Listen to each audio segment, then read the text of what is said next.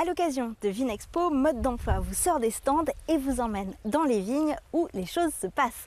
En effet, le monde entier vient nous voir pendant Vinexpo. Eh bien, l'Aquitaine a beaucoup de choses à montrer, des tout nouveaux produits qui sont uniques au monde ou bien encore des nouvelles formations pour se spécialiser dans les métiers de la viticulture. Ainsi, nous découvrirons le premier produit naturel qui permet de remplacer les désherbants chimiques. C'est né ici d'une société à Mérignac. Ensuite, nous irons à la découverte de Cap Conduite, une toute nouvelle formation au lycée de Montagne-Saint-Émilion pour apprendre la conduite d'engin, un métier plein d'avenir. Et pour toute la durée de cette émission, eh bien, on va aller voir de près le gros investissement de la région Aquitaine pour le lycée viticole de Blanquefort, où de nouvelles salles, notamment d'analyse sensorielle, de dégustation ou d'œnologie, viennent juste d'être construites. Donc nous sommes ici devant les tout nouveaux bâtiments du lycée viticole de Blanquefort.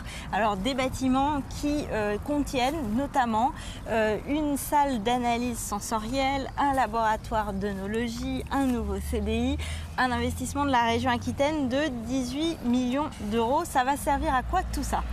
Mais ça va servir de support pédagogique pour tous les étudiants. Mais ça sert en fait à permettre aux étudiants de comprendre comment on déguste et d'avoir la bonne lumière, d'avoir les bonnes couleurs, parce que c'est difficile d'arriver à trouver des... Nous avons des bâtiments qui sont extrêmement âgés, qui sont magnifiques au niveau de l'exploitation, mais qui ne permettent pas sûrement à des étudiants qui sont en viticulture œnologie d'avoir exactement le reflet de la couleur du vin, alors que dans cette salle qui est toute blanche, forcément ils vont retrouver les couleurs sans avoir un impact de lumière. Comment est-ce qu'ils le vivent, les étudiants, de se retrouver dans une salle par exemple de dégustation sensorielle comme celle-ci? Est-ce qu'il y a du coup une plus grande facilité à transmettre ces enseignements quand on a des équipements comme ça, quand on a ce genre de choses? C'est une fierté pour les jeunes? C'est évident que par rapport à des bâtiments comme ça, quand on voit ce qui était avant, c'est sûr que c'est un impact important à la fois pour nos étudiants et sur le territoire, c'est évident. C'est quand même un excellent, d'abord c'est un excellent lycée en termes de résultats, et puis ce sont des bâtiments qui sont magnifiques, donc qui attirent le regard, et je pense que les élèves sont très fiers de pouvoir avoir eu la chance de bénéficier de ces bâtiments-là. Ils sont inaugurés pendant Vinexpo, c'est symbolique aussi de la crédibilité qu'un établissement peut avoir au travers de son investissement comme ça sur le marché du vin de manière plus générale.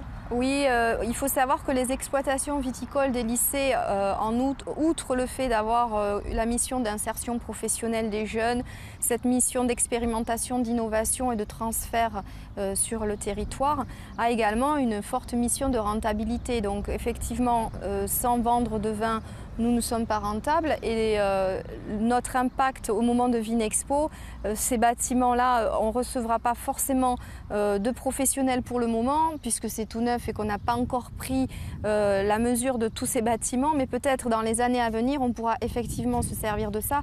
Merci en tout cas de nous avoir accueillis ici, et justement je vous propose tout de suite de découvrir l'innovation d'une entreprise qui a mis au point un nouveau produit particulièrement respectueux de la nature, et on va voir aussi les nouvelles modes d'application qui sont très innovantes, direction Cubneuzé. Un désherbant écologique, voilà qui peut paraître surprenant, et pourtant voici le premier produit au monde permettant de griller l'herbe sous les pieds de vigne de manière naturelle à base d'huile de colza. C'est une petite révolution, et ça a été mis au point grâce à la collaboration d'une entreprise mérignacaise avec des laboratoires de recherche aquitains. Son action, elle est très rapide. On a, dès l'application, dans les 3 heures suivant, on a un dessèchement du végétal dû au fait que Beluca va éliminer la couche cireuse et rendre donc les plantes vulnérables à la luminosité et à la chaleur. Et donc on va avoir un phénomène de déshydratation. Le produit ne pénètre ni dans le sol ni dans la sève, il peut donc être appliqué en petite quantité très précisément. L'entreprise a ainsi également innové en mettant au point un système d'application électrique, lui aussi particulièrement écologique, qui confine le produit sur sa cible. Donc le principe de cette machine est donc de générer donc un brouillard à l'aide d'une buse centrifuge qui va générer de toutes petites gouttelettes. Ces toutes petites gouttelettes, si on les laissait comme ça, elles partiraient partout. Donc notre système permet tout simplement de garder toute la pulvérisation à un endroit très précis. Le Beluga est le premier produit que vient de mettre sur le marché la toute jeune société Jade installée à Mérignac et qui compte aujourd'hui 7 salariés. Malgré le prix élevé du produit, ils espèrent une croissance spectaculaire grâce à l'engouement autour des produits naturels. Nous avons pu développer donc cette solution qui permettra à l'avenir de remplacer des solutions actuellement présentes sur le marché qui sont des solutions chimiques qui sont amenées à être retirées du marché pour divers problèmes, que ce soit des problèmes de santé humaine ou des problèmes vis-à-vis de l'environnement. Donc Jade s'est vraiment spécialisé dans le développement de ce genre de produits. Car déjà, un autre projet de recherche, CIPIC, est en cours, toujours en collaboration avec les laboratoires aquitains, cette fois-ci pour mettre au point un produit naturel de lutte contre les maladies. Alors on est de retour ici au milieu de ces nouveaux bâtiments du lycée viticole. Alors au-delà des aspects purement d'enseignement, est-ce que ça va pouvoir permettre pour les jeunes, de quelle manière est-ce que ces nouveaux bâtiments permettent d'insérer l'établissement dans l'activité plus générale de la région aquitaine autour du vin?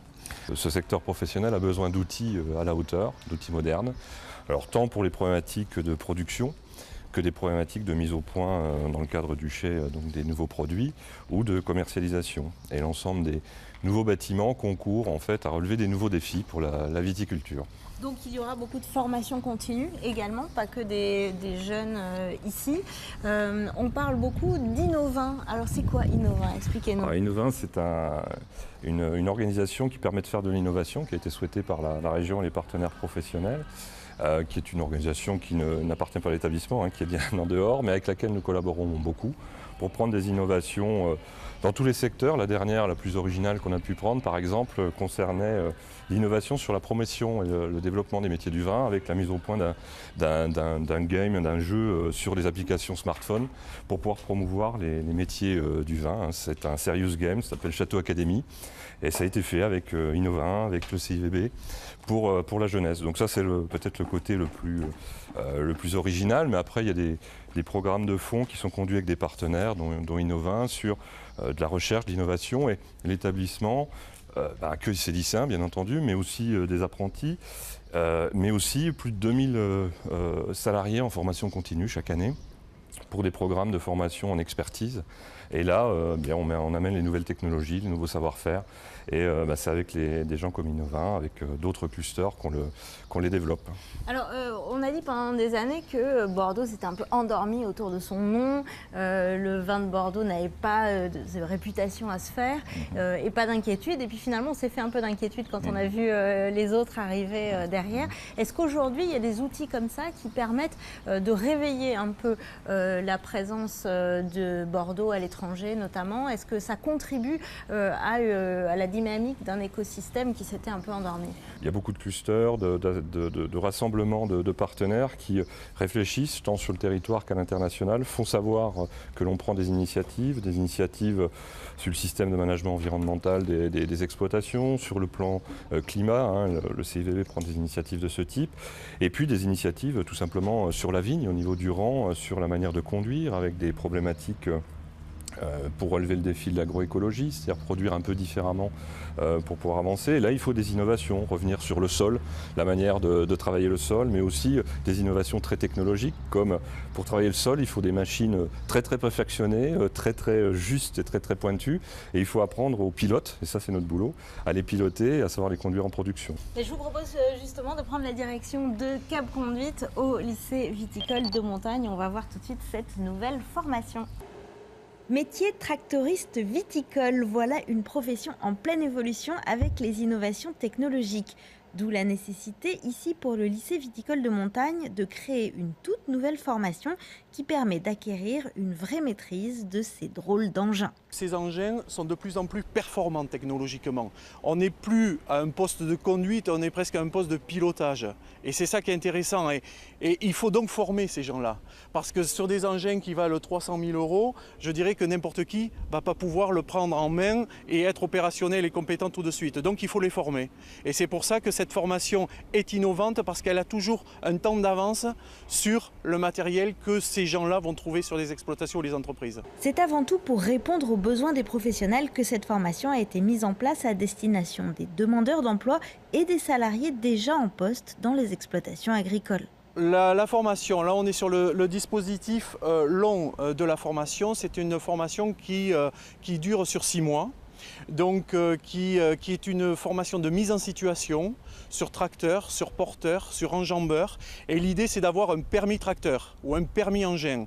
C'est-à-dire c'est de passer à peu près par personne aujourd'hui 80 heures en situation, avec une alternance en entreprise, c'est-à-dire pendant le parcours de formation, il y a 9 semaines en entreprise, ce qui leur permet à la fois de tester leurs compétences en situation réelle, mais aussi de travailler leur insertion professionnelle post-formation. Une vraie polyvalence qui rassure les stagiaires sur les débouchés professionnels. La variété des engins dernier cri à disposition est également une vraie source de fierté. Alors moi je suis en reclassement parce que j'étais avant dans le métier de la maçonnerie, taille de pierre. J'aimais bien, mais bon, dans la région c'était pas trop, il n'y avait pas trop quoi. Donc il y avait plus de vignobles dans la région. J'ai commencé à travailler dans les saisons, à faire la vigne. J'ai bien aimé les tâches qu'il y avait à faire. Et je voulais approfondir dans le milieu du machine, tout ce qui est machine, parce qu'ils en recherchent pas mal. Moi, j'ai travaillé pendant 10 ans dans la vigne en tant que thésard, saisonnier. Et j'ai voulu évoluer. Donc je me suis dit, j'ai été voir Pôle emploi. Ils m'ont dirigé vers Cap Conduite. Et je suis très content parce que c'est une formation très complète. Il nous faut ça maintenant pour travailler dans la vigne. Il faut être polyvalent, il faut tout ça. Et en équipement machine, c'est quand même, on a de la chance de tourner sur des bécanes comme ça. Comme une machine comme l'aéro que vous avez filmé tout à l'heure, c'est des machines qu'on a rarement, quoi. Donc oui, on travaille sur des belles bécanes. Ce que j'en espère, c'est... mais j'espère plus parce qu'on va avoir des ouvertures, on va avoir des... c'est un tractoriste, c'est un travail très demandé. Donc je suis sûr qu'on va ressortir avec quelque chose. Aujourd'hui, l'insertion professionnelle est de 85% à l'issue de la formation. C'est la fin de cette émission. Quelques informations pratiques pour terminer. Tout d'abord, un livre pour enfants qui est né ici en Aquitaine et qui permet de leur expliquer la viticulture. Ensuite, toutes les informations pratiques sur les formations viticoles sur www.aquitaine.fr. Retrouvez-nous donc sur Vinexpo pendant toute cette semaine. Et dans 2 semaines, je vous donne rendez-vous donc sur Mode d'emploi sur TV7 pour une émission spéciale consacrée au Salon du Bourget.